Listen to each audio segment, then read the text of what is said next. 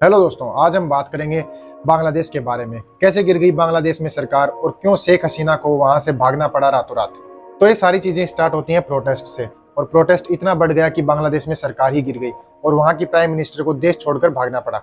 दरअसल protest students और वहां की आम जनता ने किया और उसमें विपक्ष भी शामिल हो गया और वह प्रोटेस्ट बहुत ज्यादा बढ़ गया, जिस कारण बांग्लादेश में वह सरकार गिर गई और वहां की प्रधानमंत्री शेख हसीना को देश छोड़कर भागना पड़ा।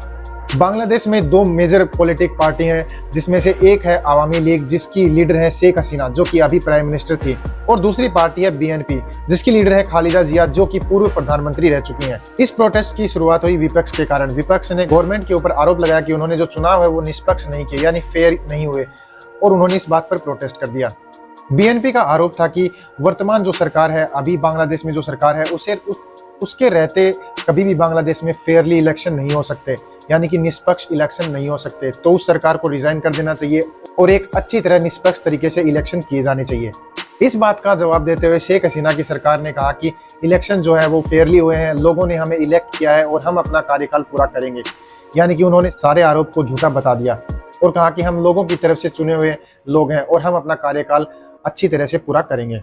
इसके बाद यह प्रोटेस्ट बहुत ज्यादा बढ़ गया और कई जगह पर बहुत ज्यादा दंगे हुए, बहुत सारे लोगों की डेथ भी हो गई और पुलिस और प्रोटेस्टर के बीच में बहुत ज्यादा जंग भी हुई आपस में, जिसमें बहुत सारे लोग घायल हो गए और कई लोगों की डेथ भी हो गई। तो गवर्नमेंट ने भी इसे रोकने के लिए बहुत सारे कदम उठाए, जैसे कि इंटरनेट सेवाएं बंद कर दी और जो नेता थे उनको भी अरेस्ट कर लिया और लोगों को इकट्ठा होने से भी रोका। लेकिन यह प्रोटेस्ट बिल्कुल नहीं रुका और पुलिस के हाथों में कोई भी बात नहीं रही और लोग आउट ऑफ कंट्रोल हो गए। इसमें आम जनता का जो प्रोटेस्ट था वो ये था कि जो रिजर्वेशन सिस्टम है बांग्लादेश में उसे हटा दिया जाए और लोगों को इक्वली जॉब मिलनी चाहिए, ना कि रिजर्वेशन के हिसाब से।